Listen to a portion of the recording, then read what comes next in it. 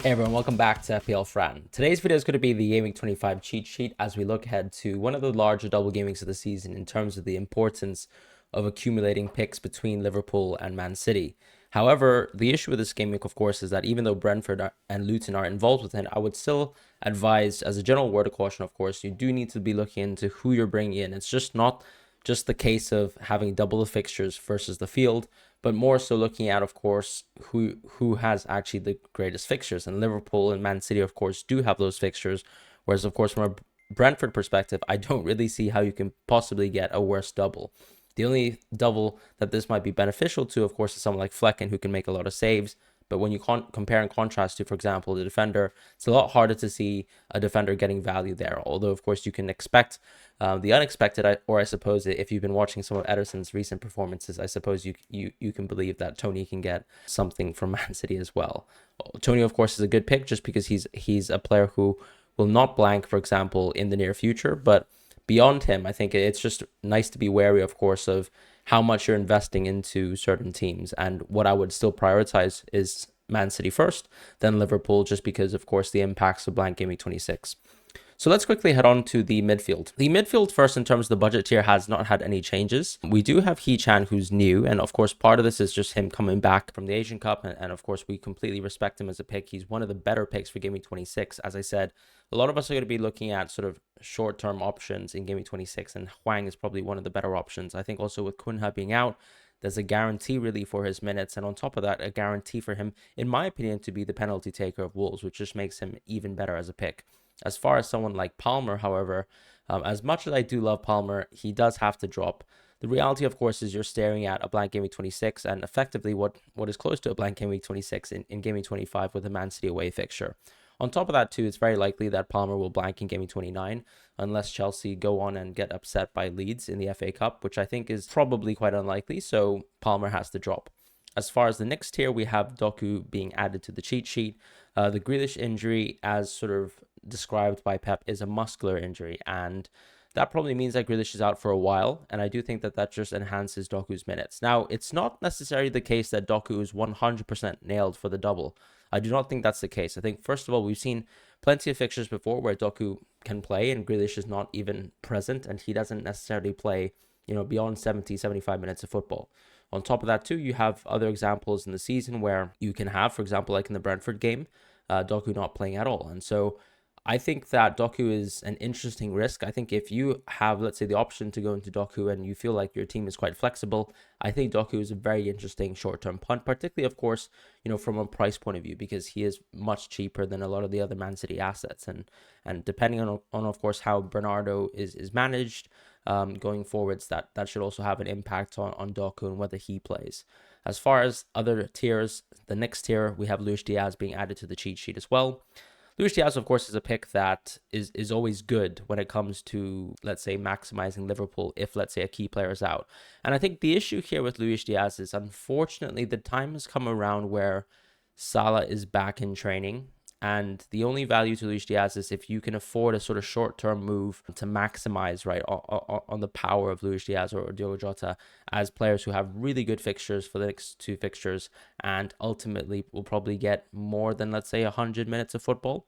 I think it's quite fair to say that both Luis Diaz and Jota start if Salah's out, but it's very likely that we'll see Salah start in Luton right now just based on the timeline in training. Now, it seems like he's not doing explosive work in training. I think he's now part of full team training, but some people have made some very interesting scouting on Twitter, suggesting that Salah is actually not in sort of full contact training yet in terms of the high intensity workouts. So we'll see what happens, but I think that it's very likely we'll see Salah come in earlier than later, but it also sort of has negative impacts in many, many ways. So if you think about it, Salah coming in and playing maybe off the bench versus Brentford, then starting versus Luton is still not good enough, in my opinion, to break your team apart to get Salah. At the same time, I also think if you're the type of person who's looking into Luis Diaz or looking into Diogo Jota, you do have to make those moves with a little bit more caution than before. It doesn't feel like it's free risk, if that makes sense, because unfortunately, it's very likely that both of them can be substituted by either a Gakpo or a Salah. And of course, they could even be benched by Salah. So that's the issue right now, I think, with Luis Diaz and Jota, and why I would say practice a little bit of caution, but of course, just recognize that for a double game week point of view, if you're, let's say, someone who's planning to dead end anytime soon, or, for example, you're going to immediately transfer Luis Diaz out, I think it's fine to sort of tap into the upside, of course, of a short-term double game week and then move out of him. But you have to realize that he's not basically going to be a transfer as a long-term pick, which is why, of course, some of the picks feature here, but a double game week in this case does not. As far as Odegaard, I think he deserves a rise. Part of this too is a slow uptick within Arsenal's underlying stats. And I also think part of that too is Odegaard showing really good expected assists per 90. The key thing with Odegaard now is, of course, him and Bruno are players where you'd expect a little bit more expected goals per 90, but unfortunately, that hasn't been the case this season. On the other hand, Odegaard has been managing perfectly fine with expected assists per 90 as the team's expected goals have gone up. So that could be a trend, but I think the key important thing here is, of course, that Odegaard is still a good pick no matter what, just because he might still have pen shares. There was even a chance that maybe he could have got the penalty in the game versus West Ham, and I still think that he's a good pick because ultimately Arsenal are one of the better teams in the league and still extremely well priced. So when we think about, let's say, tripling up on Arsenal, I still think it's reasonable, provide that you have plans around game week 29 or you're let's say, betting against Chelsea versus Leeds. So Odegaard does deserve a rise for me. Fernandes, I think, is an interesting one. I think he's in a very similar camp to Odegaard as well. As you can see, of course, his underlying stats are actually slightly better than Odegaard's, but there has been a more significant drop-off for Fernandes year on year, which I think is a concern for me, just because the expected goals per 90 for Fernandes has really dramatically dropped. And I think part of that is just a tactical change, right? Right now with Mainu playing and Casemiro doing well, you are seeing that Bruno effectively is playing a quarterback-like role for the team, and he's no longer, for example, getting into the box nearly as much as he would have, for example, under Ole Gunnar Solskjaer. And so I think the concern here is that Odegaard, I still see, making actions into the box, whereas with Fernandes, I don't necessarily see that. And more so, we're looking at chance creation from Fernandes from set pieces. Odegaard has also lost that slightly to Declan Rice, who's also taking some set pieces, but I still think that his open play sort of style still is a little bit more contributory to FPL points gathering. So that's why there's the distinction there. In terms of Son and Salah in the premium price bracket, there hasn't been many changes, of course, in terms of my estimations of these two players. The concern, of course, is just that they both blank in Game Week 26. So if you think about, let's say, breaking apart your team for Son or breaking apart your team for Salah, my concern ultimately is going to be the fact that Game Week 26 might be tougher to navigate for you if you do that move before Game Week 27. So for me, I see Game Week 27 Son as quite an easy transfer. With Salah, of course, it goes back to the question of, how is your team able to accommodate the current landscape? In my opinion, I think it's very hard for a lot of the people who have recently moved into 8 attackers to actually suddenly adopt the Salah plus Haaland structure and go back to what we were sort of trialing around Game Week 8/10 and around that time period. And in my opinion, I think it's actually easier to navigate the rest of the fixture landscape in FPL this season by just going for a one premium structure. So right now, just because I think Haaland would be someone that I still prefer, given that he's actually fully fit, I have to put Salah at a backseat as well. Plus, I also don't think he's going to start versus Brentford, but things can change, of course. We know he is a fitness monster, but the reality, of course, is that I think Liverpool still, take a very serious sports science approach, and I think he will still probably, come off the bench for one game and then start the next game at best. So that's sort of my conception of Salah's minutes, and I think that has an impact, of course, on where I'm tiering him on the cheat sheet. But I also think I just want to be fair to temper expectations right now on Salah, even though, of course, it's very exciting that he's back in FPL.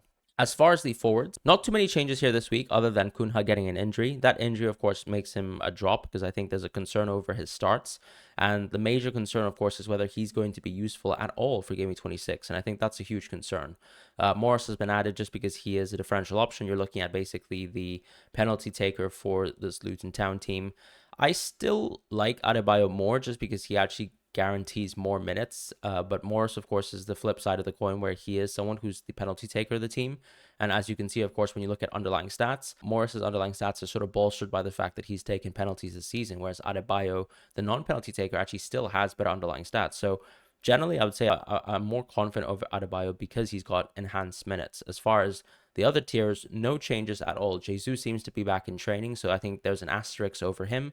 I have removed Nkunku as well, but the main reason for that is because Chelsea have terrible fixtures. So for the same reason that Cole Palmer drops, I think almost all Chelsea assets deserve a drop as well. And that's just the landscape of FPL when you have, for example, terrible fixtures in a row, and you are sort of forced to sell someone at that sort of price point. Plus Nkunku as well has not been gathering enough minutes. Part of that because he's sort of getting re-injured, or for example clearly struggling with fitness, and part of that I think is just symptomatic of the other things. So ultimately this is the landscape of the forwards. As you can see, of course, there are still many sort of well-tiered forwards right now. Part of this is because we only have 3 forwards to pick, and I think you are perfectly served with, let's say, Tony, Watkins, Haaland. You can obviously also go Darwin, Watkins, Haaland. I don't think Tony is necessarily essential just because he's one of the double gaming 25 forwards. I would still prioritize, for example, Darwin, even in spite of the Salah news. And part of that is simply because of, first of all, the fixtures and the difference in the fixtures. So for me, I don't think you can really get a worse double game week than Brentford's. And I still think that it has to apply to Tony. I don't care whether you think that Tony is a big game player or not.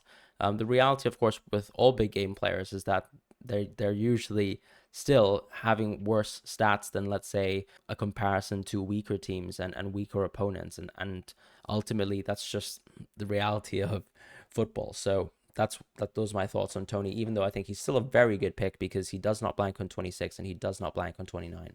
As far as the defense this week, we have a lot of changes, and a lot of these changes are being spearheaded by different variations and different paths that managers need to be aware of. First of all, Game Week 26 is significant, so you are now starting to look at defenders who will blank on Game Week 26, but also defenders who will be very good for Game Week 25, but also blank on Game Week 26. And you're also looking at defenders who won't blank on Game Week 29, and I'll talk about that in a moment. Van Heck is an interesting one. He will most likely blank in Game Week 29, but he is not someone who blanks in Game Week 26, and in spite of, and you know, on the other hand, actually has really good fixtures for the next 2 game weeks, Game Weeks 25 and 26, so that's why he's been added. And I also think that he's played enough minutes so far this season for me to be comfortable about his position in the team, not being, for example, susceptible to being lost, and for that reason as well, I've taken Dunk off of the cheat sheet, and I'll talk about Estupiñán in a moment when I talk about Brighton in the next tier. As far as Reguilón, he's been added because, of course, you're looking at a double gaming 25 player, someone who doesn't blank in gaming 26, and someone who doesn't blank on gaming 29. So effectively, Reguilón papers over all the sort of fixture-related cracks that any FPL manager might have. My only concern is that I think a couple of managers are overestimating the value of a double gaming 25 that really consists of Liverpool versus City. In fact, I would treat that basically as a regular fixture where Brentford are at home versus a weaker team, because there is an extremely high reality where Brentford will concede more than 2 in both of these games, and that is very, very likely. So even though Reguilón can obviously provide attacking returns as he did in the previous week versus Wolves, there is a genuine concern that Brentford can get absolutely battered, and there's no value to that double gaming 25.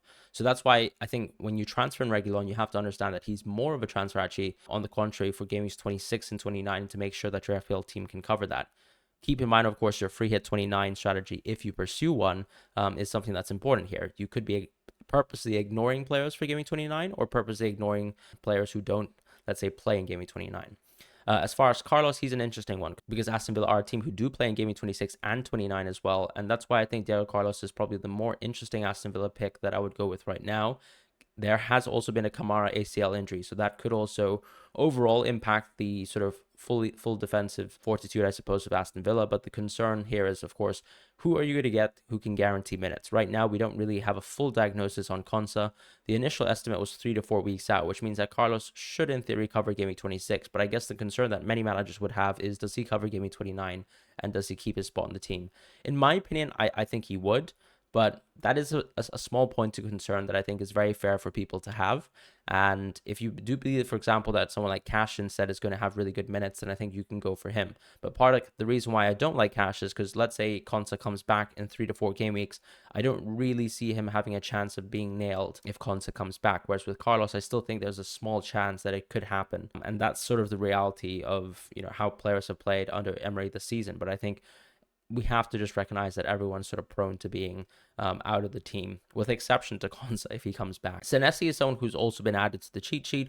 Part of this too is because very shortly we will be planning for Game Week 28, and we are ever closer to that double game week 28, where I think he's going to be a very good pick, and also a very relevant pick too, just because depending on, let's say, sort of FA Cup fixture results, you're probably going to be watching this Bournemouth team for game week 25 and 26 and not really caring about them at all. And then by game week 27, you'll actually have the opportunity to sort of assess with information whether you actually want to bring in someone like Senesi, for a Burnley away fixture and actually just play him for game weeks 27, 28 respectively.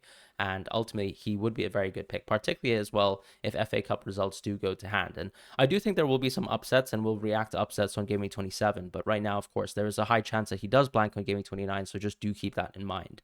As far as Botman, similar sort of thing where ultimately he has some very good fixtures in between some of the key windows. Unfortunately, Newcastle defenders don't necessarily paper the cracks that we want to do, because I think game week 26, it's a very tough fixture versus Arsenal. I wouldn't necessarily want to be playing Botman in the first place, but game weeks 25 and 27, of course, are very good weeks for Botman, and you can see them as opportunities to play Botman.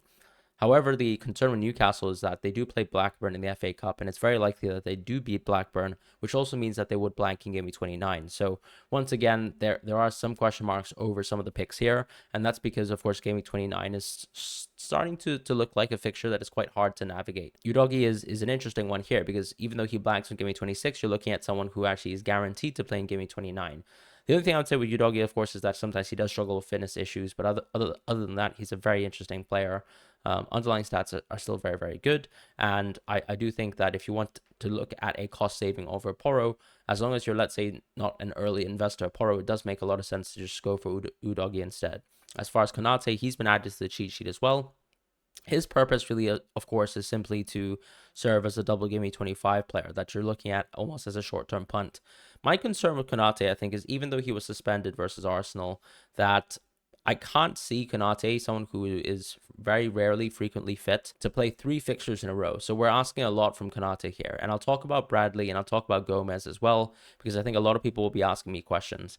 For me, the concern with Konate, of course, is that for the Brentford game, I can see him playing very easily. I see him as being the first choice player over Kwanzaa, so I can't see really Konate losing minutes. However, of course, the question is going to be versus Luton, does Konate play? Now, of course, Konate is, as I said, first choice, but my concern is, does Konate actually play Brentford, Luton, and Chelsea 3 games in a row? I think that is somewhat hard to believe, and I think that it makes sense for Kwanzaa to play versus Luton. So that's my opinion right now in terms of Konate's minutes, but I think the same thing can happen to Bradley and Robertson even. Both 2 players who have not been added to the cheat sheet, but I think a lot of people will be interested in.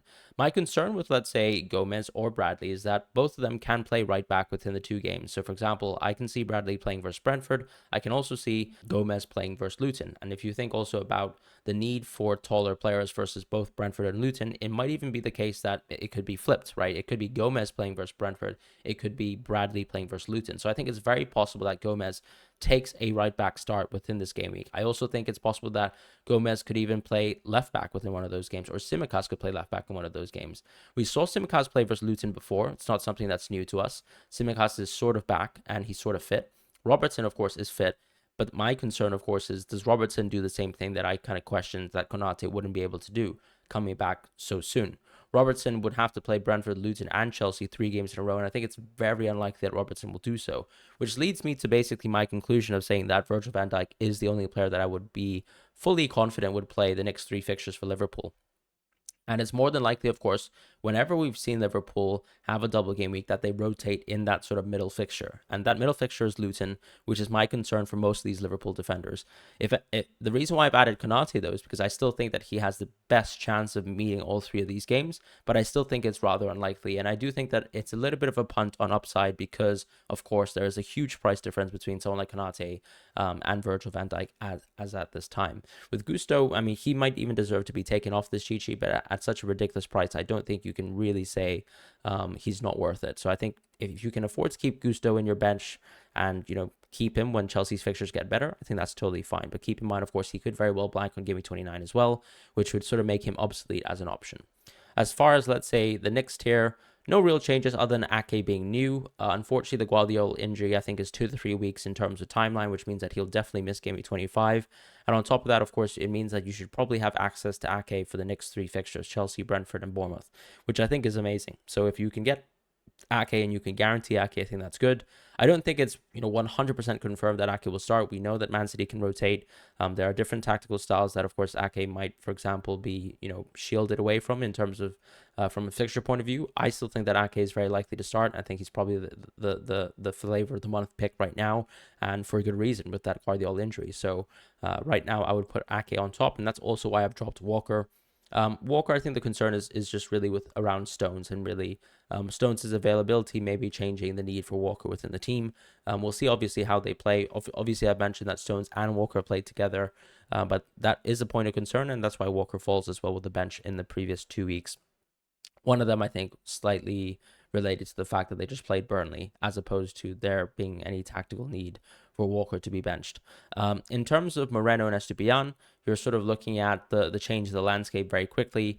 Unfortunately, of course, in Estupiñán's situation, we have a Jack Hinshelwood season-ending injury, and unfortunately for Jack, that's going to be his season done. But that also means that kind of gives life to Estupiñán and Estupiñán owners. So people who, for example, have been worried about Lamptey taking away Estupiñán's minutes recently saw, of course, that in the previous game that Estupiñán was able to play left center back. Now, in my opinion, that's enough to sort of guarantee Estupiñán's minutes. I think it's hard to see him sort of being rotated out of the team. I might be wrong, and I might suffer from sort of rising Estupiñán, but I still think the next two fixtures are very good.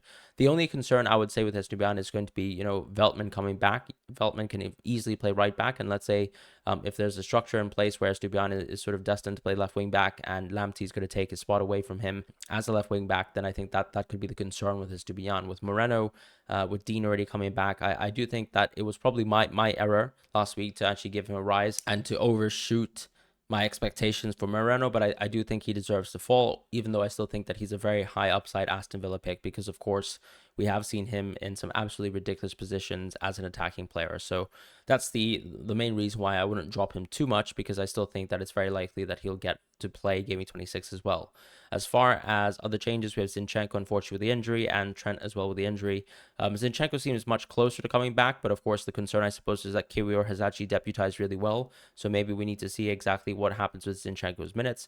As far as Trent Alexander-Arnold, I really think that it's so unlikely that he's going to play Brentford.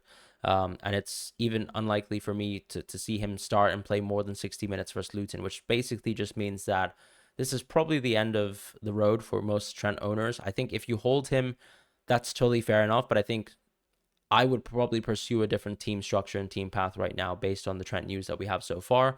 Keep in mind, of course, Jurgen Klopp will probably give us an update. He has so far not featured in training whatsoever.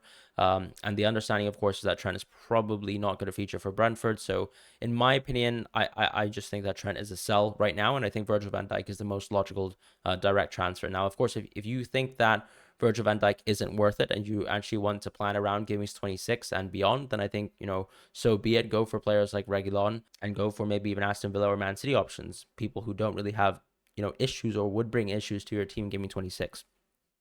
As far as the goalkeepers, no real changes here. I've given Areola a drop, Dubravka a significant drop, and Martinez a drop. The main reason, of course, is that Martinez, unfortunately, probably is disbenefiting from the Kamara injury. Dubravka and Areola playing for some shocking defenses. And even if we look at, for example, the idea of form, through an underlying stats and an analytical stats point of view, it's very clearly the case right now that Dubravka and Areola are playing for some of the worst defenses within the league. And the only exception here, also playing for a poor defense, is Kaminsky, where ultimately he's got fixtures and doubles, and so that kind of incentivizes playing a keeper with tough fixtures, because of course miracles can happen, and if you double the amount of fixtures, then I guess you double the chance of a miracle happening. On top of that too, I think we have to also mention that there's still a lot of value within the game. Players like Pickford won't necessarily blank in the short term, even though they could blank in Game Week 29, and has still been performing with a sort of top 10 defense.